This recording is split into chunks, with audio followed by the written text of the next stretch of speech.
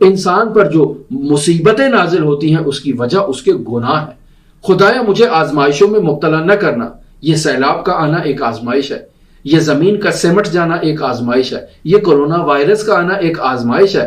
یہ آپ دیکھتے ہیں کہ انسان کے گھروں کی چھتوں کے اوپر سے جہاز گزر رہا ہے اور اچانک وہاں پر گر جاتا ہے اور آبادی پوری کی پوری اس جہاز کی آفت میں کی لپیٹ میں آ جاتی ہے۔ یہ خداوند متعال کی آزمائش ہے کہ جہاز گرا، اس میں فنی خرابی ہو گئی، پوری آبادی پر گرا اور آبادی کو اپنے ساتھ اور اپنی آتش میں لپیٹ کر لے گیا۔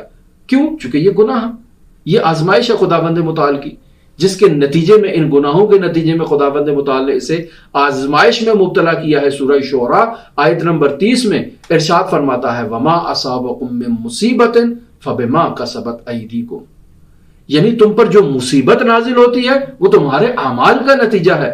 روایت میں ملتا ہے کہ گناہوں سے پرہیز کرو، چونکہ تم پر جو مصیبت نازل ہوتی ہے اس کی وجہ تمہارے گناہ ہیں۔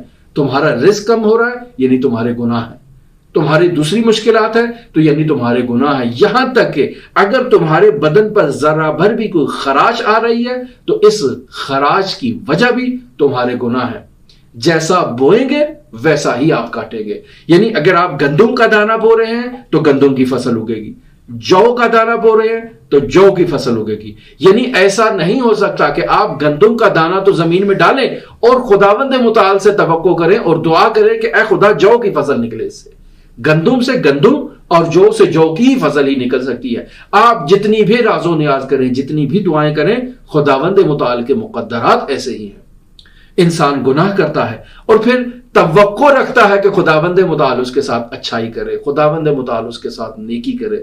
سورہ رعد آیت نمبر 11 میں خداوند متعال ارشاد فرماتا ہے ان اللہ لا یغیر ما بقوم حتی یغیر ما بانفسہم، بے شک خداوند متعال کسی قوم کی حالت کو تبدیل نہیں کرتا جب تک خود ان میں یہ احساس نہ ہو کہ وہ اپنی حالت کو تبدیل کر لے۔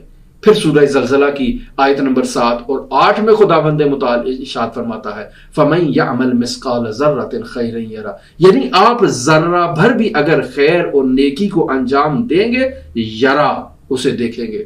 وَمَن يَعْمَلْ مِثْقَالَ ذَرَّةٍ شَرًّا يَرَهُ، یعنی ذرہ بھر بھی اگر آپ شر اور بدی اور برائی کو انجام دیں گے تو اسے آپ دیکھیں گے۔